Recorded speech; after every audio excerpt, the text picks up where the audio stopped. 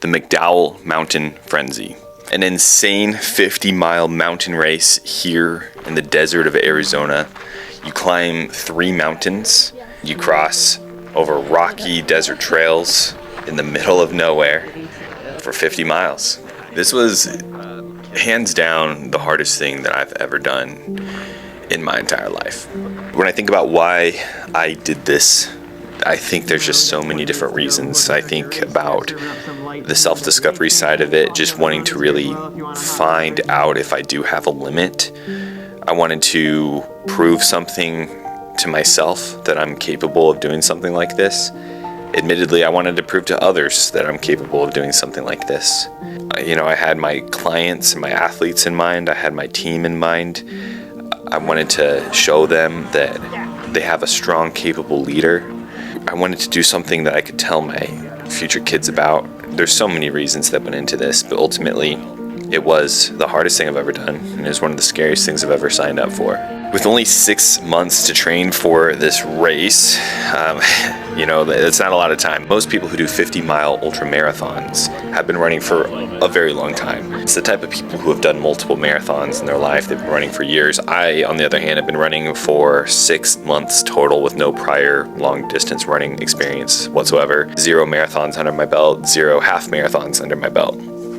And so this was quite a daunting task, but you just kind of start slow and you build up, and I built up probably a little bit faster than most. But one thing I want to point out is that going into this, I'm just the most normal average person ever. There's nothing super special about me. I'm not built to run. I'm not a natural born runner. I'm not better than anyone else athletically, but I had a vision and I had a dream, and I wanted to see, what happens if I sign up for it and just show up on race day. So I showed up. Let's start from the beginning. 4, 3, 2, 1, go 50-milers. Hey out there. Have a great day. Stay cool. Just pretend the view is not counting. We started the race and the vibes were good. It was a beautiful, beautiful Arizona day. The purple sky starts to appear as soon as the sun starts peeking over the mountains, and we started pretty much at sunrise. That first part of the trail was really nice. It was easy, I will say that. But there were a couple of obstacles in my way. Number one is, sure enough, my calf, which is similar to what happened in my 50K when I injured myself, started to hurt, and it started to get really tight, and it started to cut off circulation to my feet. And so around mile 3, I had to already kind of like pull Skylar off to the side and say, hey, I just really need to stretch this out. So that kind of spooked me, because my past experience with that is that I'm out for, the rest of the race. I'm going to be in pain. You don't want to be in pain on mile 3 of a 50-mile race. The other problem I was facing is my heart rate was extremely high. I don't necessarily understand why. Maybe it was the excitement or the adrenaline, but usually my heart rate would be in a situation like this 140s, maybe 150s. I was about 175 a majority of the first 10 to 15 miles. It's a lot of intensity on the body, and you can't prolong that level of intensity forever. But altogether, that first 5-10 miles felt great. First check-in with you guys. Coming up on 5 miles here in a little bit. Things are going good. Everyone's kind of branched out now, so we're not in a train or anything anymore. All I can say is I'm feeling good. Both of us had some tight calves, but nothing too crazy. Actually, it feels better now. And other than that, my heart rate's really high. Don't know why. I think maybe just the excitement. Everything's good. Running a little under 11 pace right now, nice and chill. And the trail is beautiful, guys. A little over 9.5 miles now, and we're getting a great view at the mountains that we're about to start climbing here in roughly 9-10 miles. Hopefully you can see them as good as I can, because they are. Almost got hit by a mountain bike. They're huge in real life. They're right there, but the GoPro might make them a little small. I promise they're huge, okay? In the ballpark of mile 10, you could start to see the mountain range out in the distance, the Mcdowell Mountain Range. And so in the back of my head, I'm thinking, we're gonna have to climb those mountains at some point. And sure enough, one of the guys ahead of us pointed them out too and said, hey, those are the mountains we're going to be climbing. I'm like, heck yeah. He pointed at Thompson's Peak, which is the biggest of the three. And he turned around and stopped and he said, quote, it's effing brutal. And his face looked pretty serious in that moment.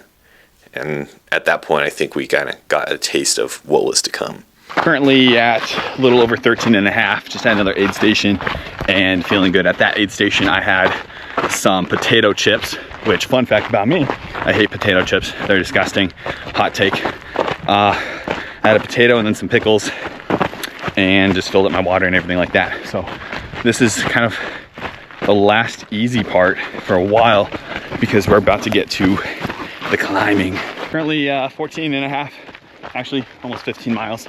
And what I'm not doing right now, which is kind of a tip for anyone else doing something like this, I'm not thinking about the whole 50 miles right now. I'm at 15, I'm thinking about getting to 20 or getting to the next aid station, even better yet, at like 18. That's all I'm thinking about.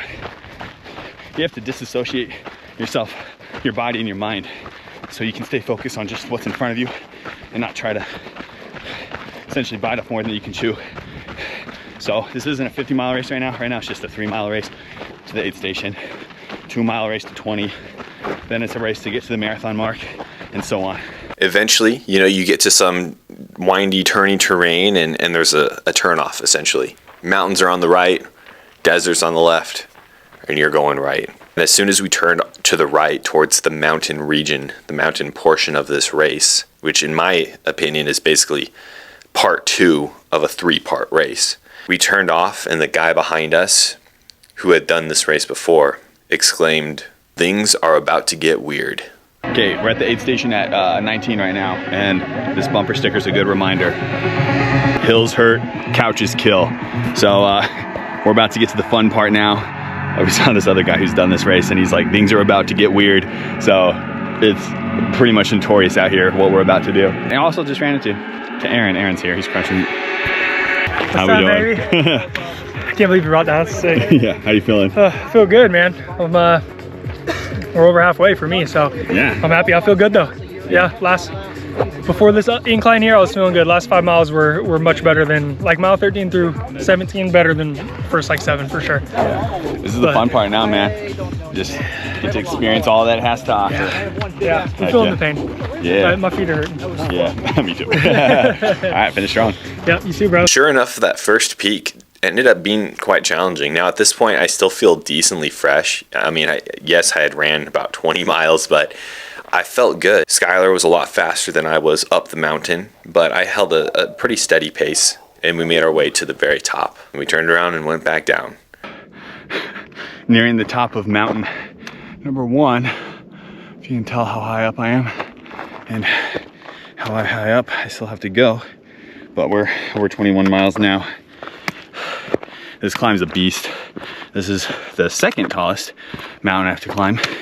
There's like 1 or 2 little smaller ones in this, and then the big one, which I'm not thinking about at the moment. So phase 1 is just get over this mountain and then make it back down. Well, just hit the marathon mark, and this is kind of what this trail's looking like right now. Lots of ups, lots of downs. I'm kind of on a jog walk thing at the moment. I feel good mentally. Body's pretty jacked up, not gonna lie. And I'm not 100% sure which mountain I'm about to climb, but I think it's that big giant one right there.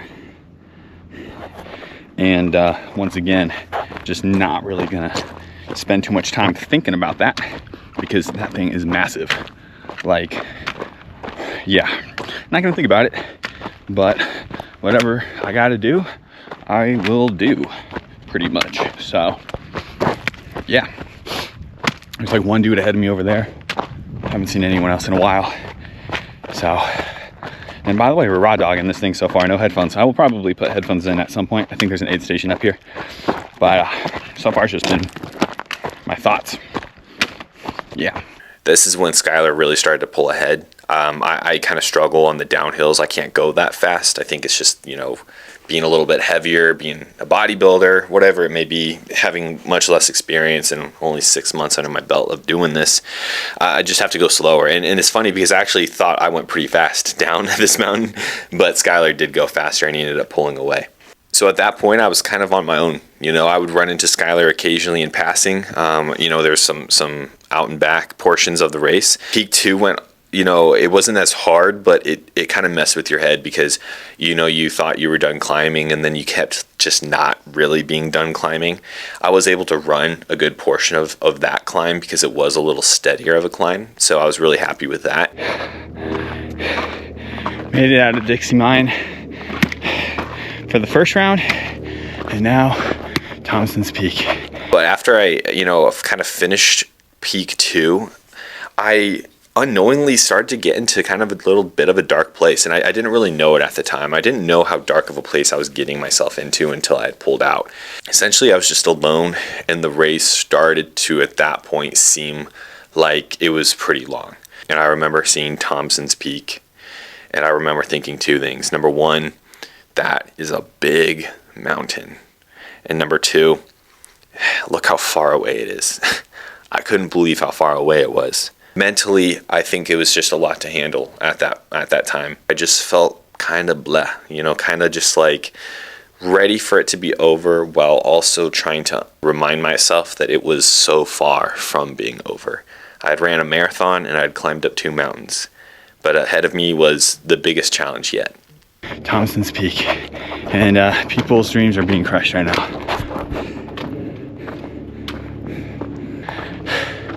People look desperate on this thing right now, and I'm about to join them.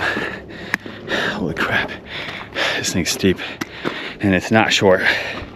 I ran to the base of Thompson's Peak, and I started climbing, and this thing was a beast. It was, I mean, straight up, it was one of the steepest mountains I've ever climbed, and I've done a lot of hiking. I'm a strong hiker. Part of it because they have radio towers and cell phone towers at the top of it. Some of it's paved. I knew the game. I'd done tall mountains before. I'd done hard mountains before. I'd done steep mountains before. It reminded me of Kalapatar in the Himalayas, which was one of the hardest hikes I've ever done in my life. And I remember the way I got to the top of that mountain was I just kept going, just one step in front of the other. And so that's what I did. I don't really think I stopped on this mountain. I might have stopped like one time just to check a text from Maddie or something like that, but I pretty much kept a steady pace the entire way up. Now, a lot of people were taking breaks, and I ended up passing quite a bit of people because of that. One of the guys that I passed, he had been stopped for a while, and I kind of turned to him and I made it, you know, a joke, just trying to cheer us up a little bit. And I said, "Oh man, this really sucks, doesn't it?" And he turned and said, "Yeah, I'm not really sure how much longer I'm going to keep going for." That kind of hit me because I realized in that moment he was looking to quit the race, to drop out of the race. And I remember trying to tell him, like, "Hey man, don't do that. Like, keep going. It's going to be worth it. Just think about the feeling when you cross the finish line. This is all going to be worth it. Let's keep going. Come on." You know, kind of just cheering him on. And you know, I kept going at my pace. I didn't want to slow down. But I would turn back every once in a while just to make sure he was still going. And I did see him. You know, I did see him keep going for a little bit. But eventually he got out of sight, and I would never see him again at the race. And so to me, although I never really thought about quitting the race myself, I guess that just reinstated the powerful fact that I myself was not willing to quit at all under any circumstance. It didn't matter how much it sucked. There could have been 10 more Thompson's Peaks in front of me, and I just would have done it. I don't know how, but I just would have tried.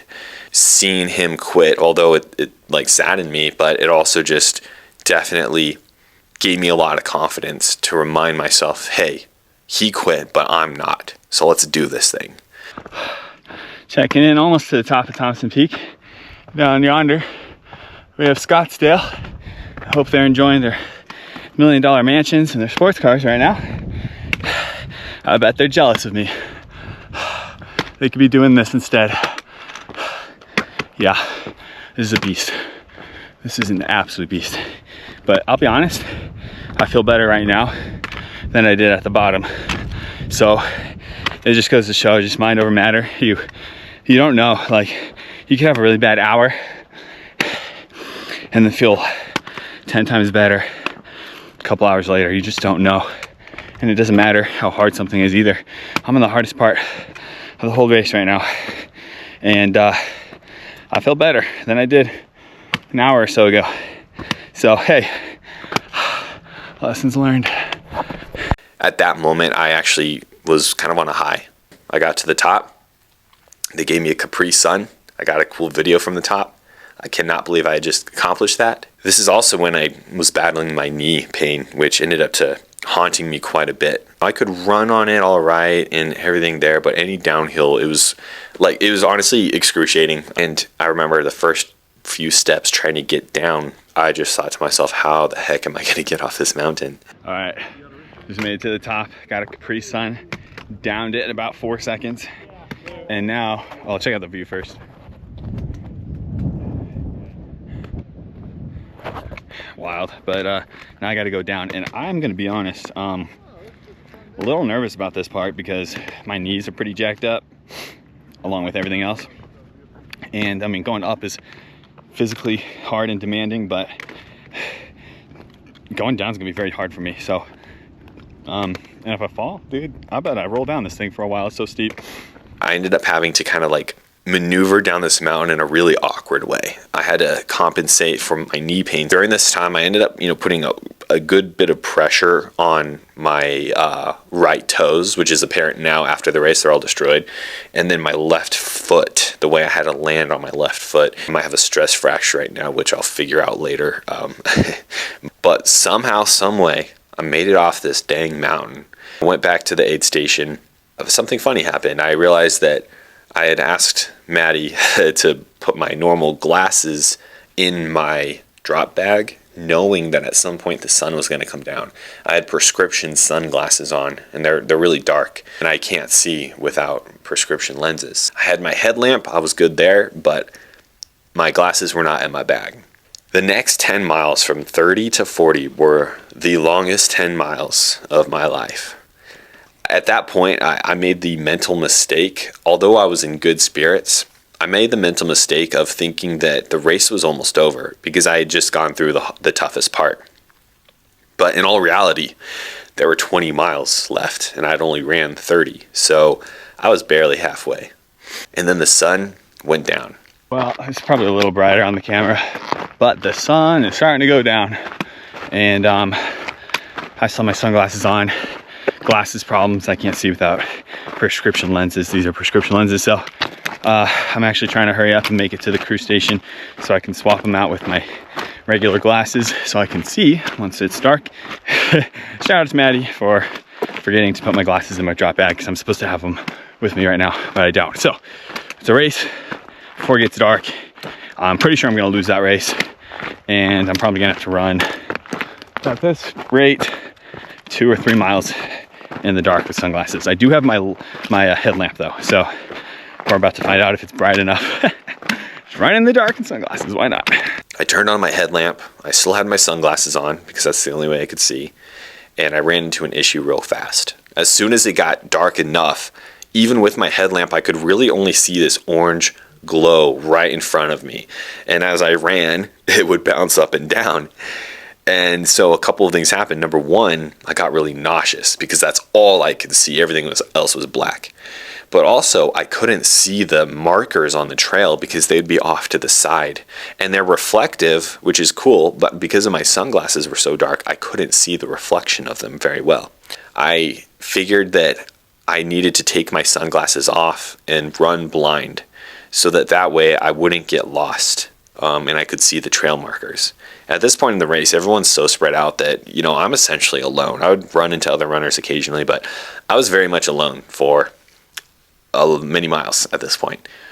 So I took off my sunglasses and I entered the world of not being able to see anything. My vision's not very good at all. It's quite terrible, actually. I ran the next 4-ish miles in the pitch black dark with no glasses on. This was a very tough part of the race. The thing that kept me going is knowing that every step I took, although tough and slow and I could barely see, at least I was one step closer to being able to get my glasses and be able to see again at the next crew station. at that point, I told Maddie, hey, I'm probably going to need a pacer for the rest of this race. You know, at mile 40, we're allowed to pick up a pacer at our crew station for the last 10 miles. And I said, I'm just being real with you. I might need a little bit of help, but I'm good. I'm good. I'm locked in. I got this. And to my surprise, Maddie was the one that was going to pace me for the next 10 miles. That meant a lot to me, because just everything that Maddie and I just have gone through and go through, and it's really special to me that in a moment when I need her most, she's willing to do that for me. You know, run 10 miles in the desert, late at night, pitch black, just to help me get to the finish line. Almost in.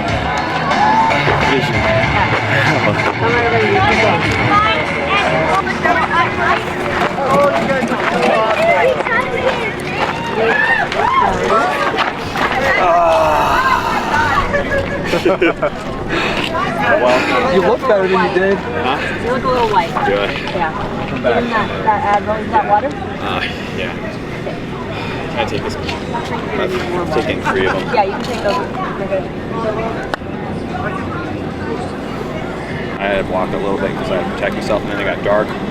I was running with my sunglasses in the lamp, but all I saw was this bowl bouncing up and down, and I was getting nauseous. So I was like, I have to go without glasses, and that was a trip. Let me tell you. I was in another universe for the last 3-4 miles. No, it's just like, I've actually got some other decisions and stuff. But I just have to convince myself that it doesn't hurt. It's really the outside, yeah. Well, it's like inside, but yeah. All right, mountain man. Yeah. I had a really cool outfit on, but then I got freezing, so I'll show you. I got photos.